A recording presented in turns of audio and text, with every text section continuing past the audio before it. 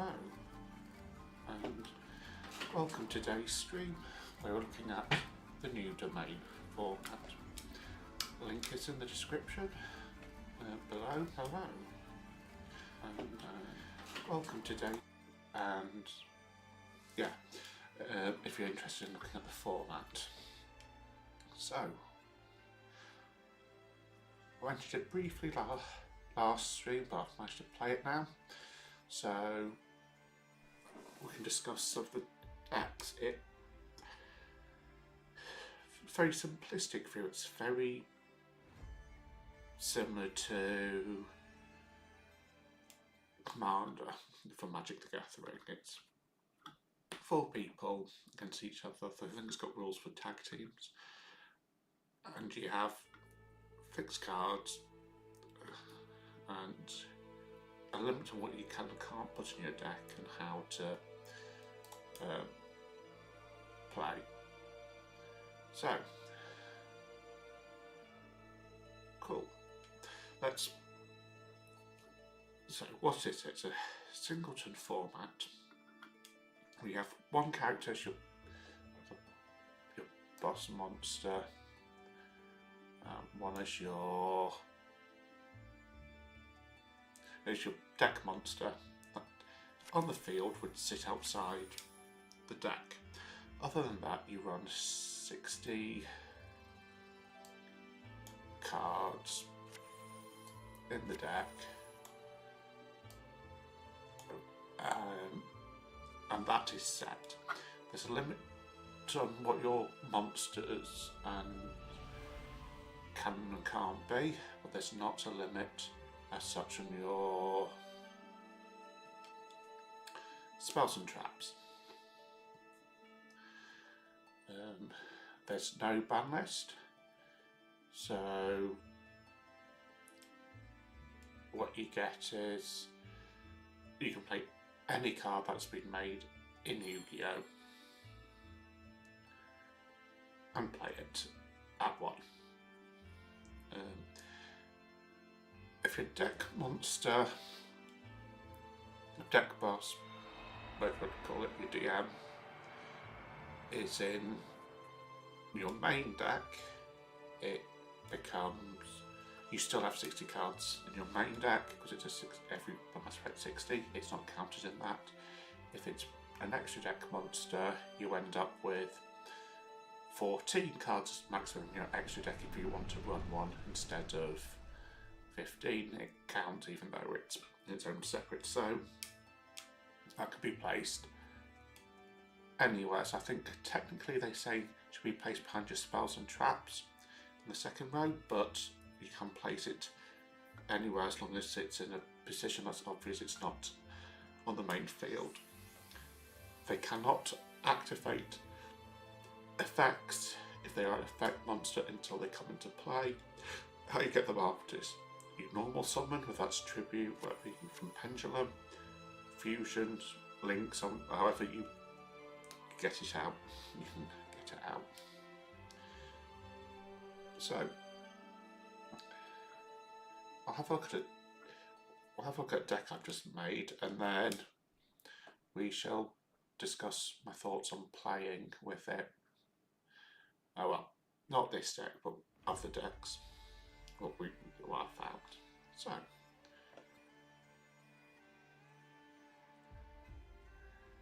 there we go.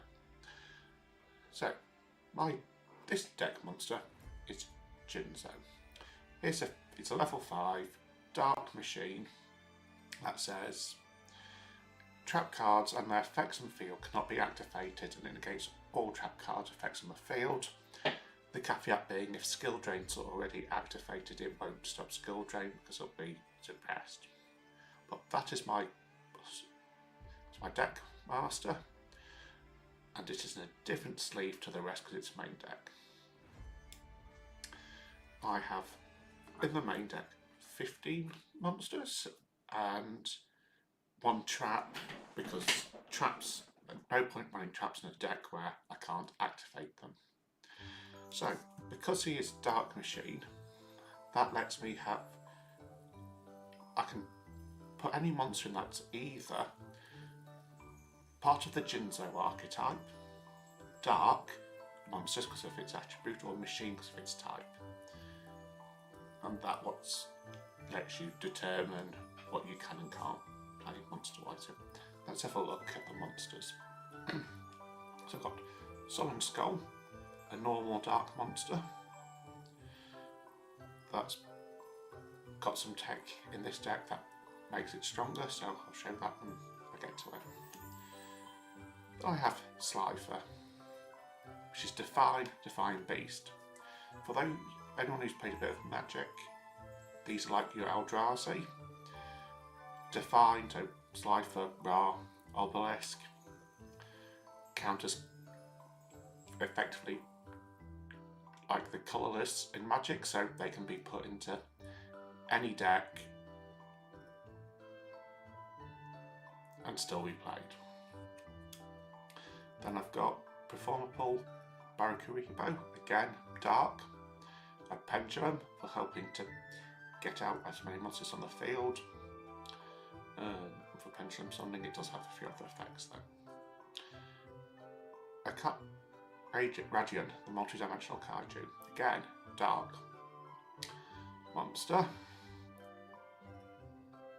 Kaiju, I contribute off my opponent's board to give them this instead of what they've already got.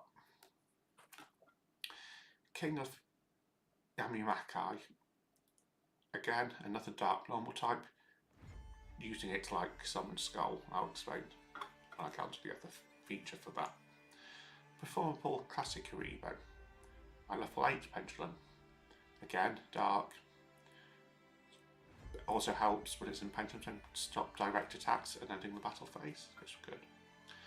Armor the Wicked Warden, again dark type, lets me add Lair of Darkness, or if I've already got it, lets me tribute monsters with Lair of Darkness even on my opponents to draw cards, or search for particular ones with 2000 more defense. Performable Kuriboh, dark. Direct attacks declared, I can summon, hits into it, I gain that life points, the difference in life points of taking it as damage. Gizmek Orochi, the Serpentron Sky Slasher. So, dark machine, perfectly fits with Jinzo, with dark machines, and this is going to be the bulk of what the deck is. It says banish 8 cards on top of the deck face down, the special summon this card. I'm not running an extra deck, so I can't use it. Target one face-up monster in the field, destroy it. But you can only use one effect, but it means even in the graveyard I can summon this back. Gizmek Uka, the Festive Fox of Fesundity, not how it's pronounced. Each time an opponent normal special summons, I can if it's on the field, I can inflict 300 damage. And it's got the following: monster special summon from main deck, I can special summon this card from hand. This card is normal special summon, I can target face-up monster your opponent controls, summon out one monster from hand or deck whose attack equals its own defense and has the same attribute as that monster. Basically lets me summon out any Gizmek because their unique feature is their attack and defense equal. Gizmek Makami, the Ferocious Fanged Fortress. Well, 6 or more cards are banished. Well, if I've used Orochi, that's not a problem. I can normal summon without tributing. And then it's got, I can discard a monster to add monster's attack. Basically, I can discard a monster to add another Gizmek card. Apart from this one, well, singleton doesn't matter, and if it's destroyed in the monster zone, so destroyed by battle or whatever, or card effect, when it's on the field, I shuffle 6 of the banished cards back into my deck, meaning I've got a bit of deck energy, synergy and renewal of cards. I've got Gizmek Akanaki, the Sunrise Signaler. Tribute one machine monster whose attack equals the same defense. So into Gizmek, special summon from your deck a machine monster who follows the Gizmeks, but with a lower level than Children monster. You can banish this card from graveyard to hand, a banished face down machine monster. So if one gets banished, I can add one back. who's one of the Gizmecs. Gizmek and Narba, the Hopping Hare, the Gouda. This is probably one of the most interesting ones for the Iron. So, when it's normal summon, you can special summon another Gizmek effectively from hand with this deck in defense position. Banish this card from graveyard to target machine monster I control, and I can declare attacks with that monster, but its attack and defense becomes the combined original of all machines that follow, but equal attack. And so I can end up with making one Gizmek attack directly for a lot of damage. Got Gizmek Taniguku, the Noble Intellect. Not all of these Gizmeks as I know have dark, but they're all machines, so they all fit within Jinzan. This card is normal or special summoned. You take a machine monster, basically Gizmek in this case, place it to the top of deck, and then bash this card to target one in graveyard and special summon it in defense position. And I've got Carnot, the Eternal Machine. Cannot be normal summoned or set. Can only be special summoned during a duel in which an opponent has already activated a monster effect in their hand or graveyard. And once per turn, if your opponent activates a monster effect, except damage step, this card can gain 1000 attack, and if it's sent to graveyard from field, it goes back into deck instead of to graveyard. Onto the spells. Mystical Space Typhoon, or MST. Target spell trap, destroy, target, really good. Utility spell. Henatama, directly inflict 500 damage to an opponent's life points. Dark Old Board Breaker to destroy all monsters. Cosmic Cyclone, like MST, but it banishes and you're paying 1000 life points.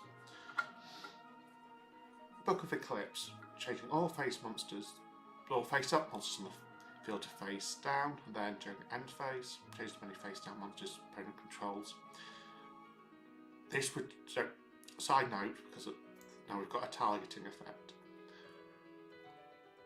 Some cards have been errated, so they target a specific player instead of just the one, because obviously we have multiple opponents, and some will still trigger for everyone. We'll look through the rules to work out what's what with that. And then your opponent draws. Piercing the Darkness. The reason I've got this is the card that works with Summon Skull and the King of Yamamaki. For normal special summon, non-token normal monster, I can draw a card once per turn. When an attack is declared involving an opponent's monster, a monster I control that is level 5 or higher, normal, or it's been ritual summoned or fusion, or another specially summoned monster has been a normal monster being evolved as material, you can make that monster gain attack equal to the opponent's monster's attack until the end turn. This is once per turn, but it triggers in both yours and your opponent's one, so you can always dish out max damage to one of the opponents. Soul Crossing. On a flip, quick place spell, so you set it, flip it on your opponent's turn or play it if you're not going first. Contribute up to 3 monsters from your side of the field and your opponent's to summon out an Egyptian god card, so in my case Slifer. But then I can activate 1 card or effect per turn, excluding, in this case, Slifers. Okay. I've got Thunder Force attack. If I've got Slifer out already, I can use this, can't be negated, the effect or the activation. I've got Slifer on the field to destroy it. Face up monsters my opponents control. And then I can draw cards equal to the number of monsters destroyed by that effect. And I can only attack with 1 monster, which would probably be the Slifer. Lair of Darkness. Changes everything to dark. If I contribute a monster from an opponent's board as if it's my own. And once returned during end phase, you special summon as many torment tokens, so 1,000 Dark Fiends, to the turn player's field and defense position, up to the number attributed this turn when this card is face up, so you can flood their board with tokens that can stop them from doing anything. One of my many field spells, Chicken Game. Play with lowest life points, take no damage once per turn. During the main phase, the turn player can pay 1,000 to activate one of these effects. Draw a card, destroy this card, or gain 1,000 life, or your opponent can choose the opponent to gain 1,000 life points. This card cannot be responded to, so it's a field spell, but everyone can utilise it. Graceful Charity. An old card that's banned in TCG, but you can play it in this format. Draw 3 cards, discard 2. So you get some card in the game. Book of Moon to target a specific card to flip up zones. Down defense position for that turn. Enemy controller for targeting opponent's control to change their position, or by tributing a monster can take one of theirs until end phase. Rugeki. Destroy all opponent your monster controls. This is one of those cards that's named in their erratas. That means you pick which opponent you want to wipe the board off. The one trap in the deck. The Revived Sky God. If life is in graveyard, again it can't be negated, activation or effects. Special summon Slifer. Then each player draws until they have 6 cards in hand. Then I can banish it for Monster Reborn, but I don't think I'm playing Monster Reborn, so that doesn't really matter.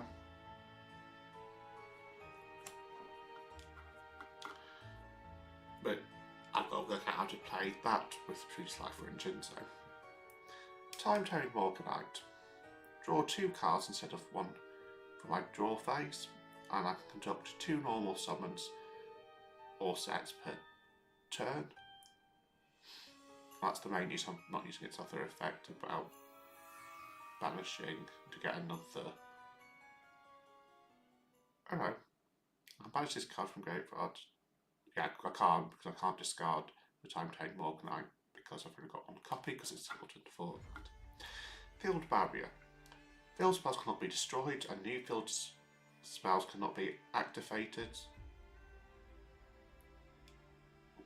So it means this protects. I could put this, then with Chicken Game they can use number 2 effect to destroy a field spell. Or set up any of their own so it stops stuff like Tenpai or other stuff that rely on a field spell. Reasoning. Opponent declares a monster level from 1 to 12. Excavate card to tie excavate a monster that can be normal, summoned or set. Then if that monster is the same level declared by opponent, I send all excavated cards to the graveyard. If not, special summon that monster, sending the cards to the graveyard. It's risky in a deck where I've got 15 monsters, particularly if some are already banished, but could lead to some interesting results. Spellbound, quick play spell. All face-up monsters your opponent currently controls cannot be attributed or used as material for extra deck monsters until the end of the turn. Dimensional Fissure just sends monsters to graveyard, banished instead of graveyard. Useful for material. Curse Reflection Doll. If a monster effect inflicts damage, so like Deep Eyes, Blue Eyes, your opponent takes that damage instead. And if I take battle damage while it's in the graveyard, I can reset this card. Pot of Avarice. I can target 5 monsters in the graveyard to shuffle them into deck and draw 2 cards, so it means I can recycle monsters. Grinning of the End. If there's 7 or more dark monsters in the graveyard, I can banish 5 to draw 3. So again, I've got draw power, and I can, using something Gizmex, I can recycle banish stuff anyway. Limited Removal. Let's redouble the attack of all my machine monsters, but during the end phase, they're destroyed.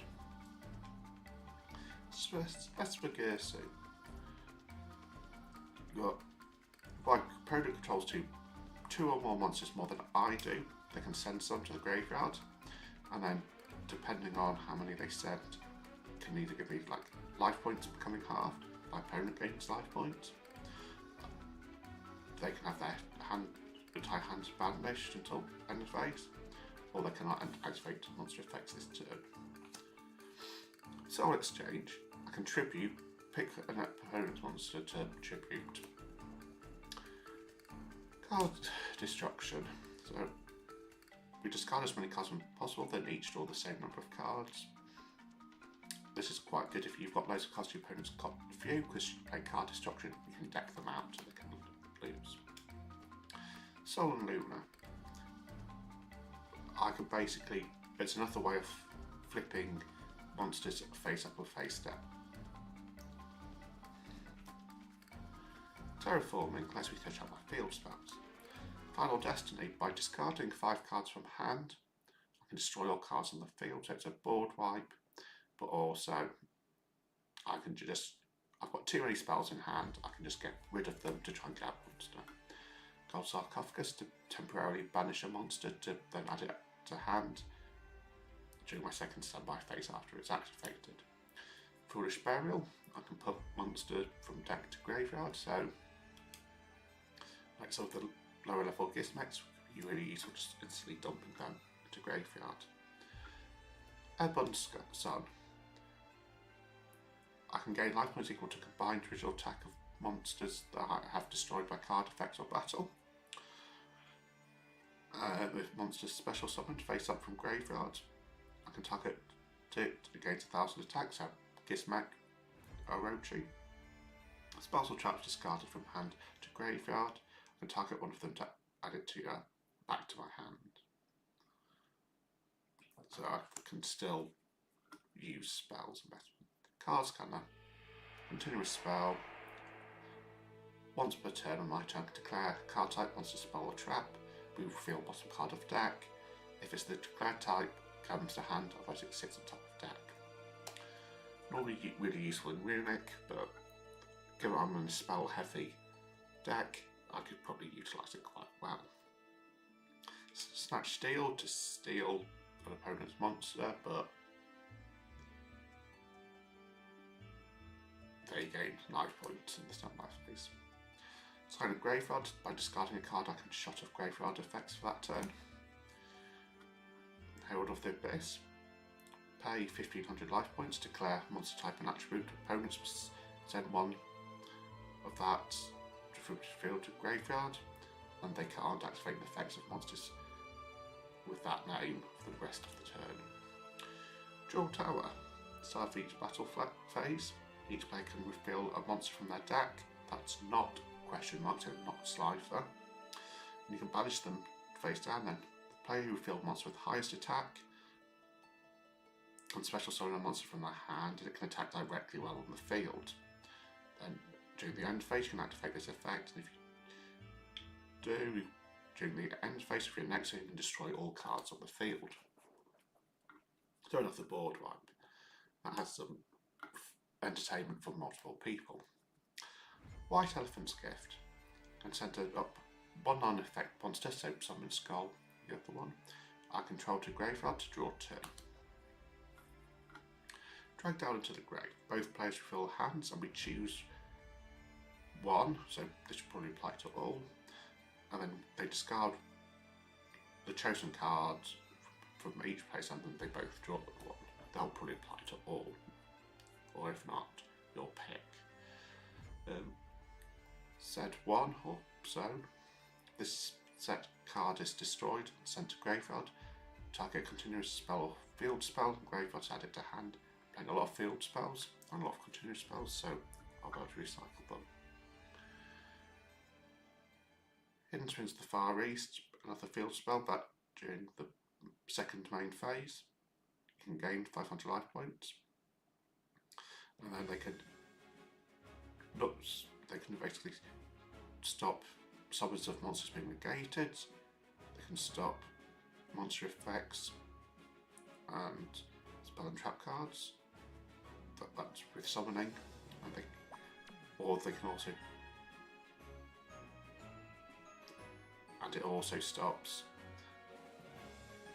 set spells and traps from being targeted, so it's really useful for everyone. Tribute Burial. Contributes on a monster, requires 2 tributes by banishing monster from each graveyard, but I can't special any other monsters for the rest of the turn, so that's quite useful to get stuff back out of graveyard and remove stuff from opponents' graves. Supply Squad. Once per turn, if a monster I control is destroyed by battle card effect, let's withdraw a card. And then Top Shelf. Fill a card from deck and place it to the top of the deck, then opponents do that. So that's just manipulating deck to put them top. Should be interesting. Hopefully I'll be testing out tomorrow. Now, that's just how I built a deck. You can pick basically what you want. So, like, I did Dark Magician Girl because she counts in Dark Magician. I get access to his archetype as well as hers.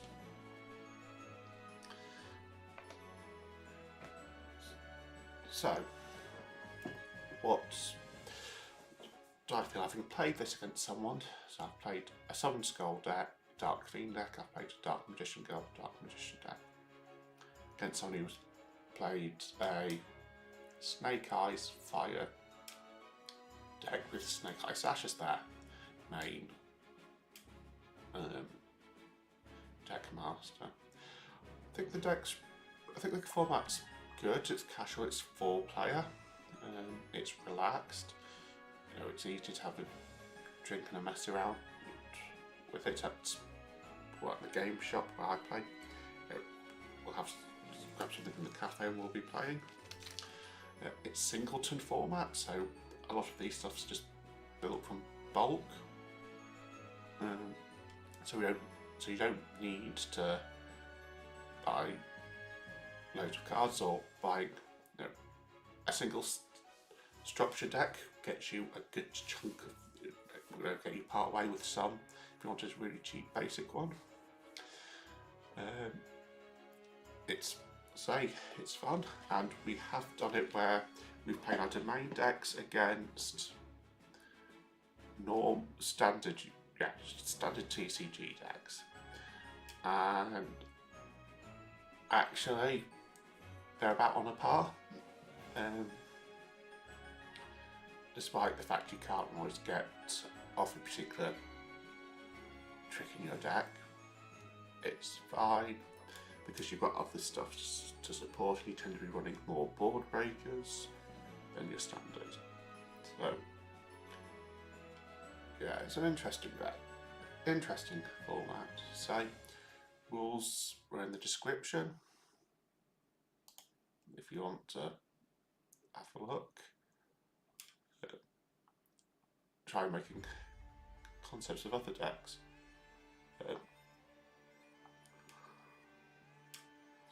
Yeah.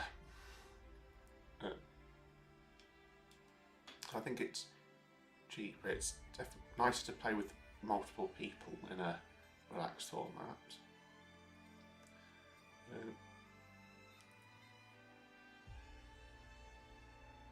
And you can play with cards and work stuff out before committing to something in a way you can't with, TCG.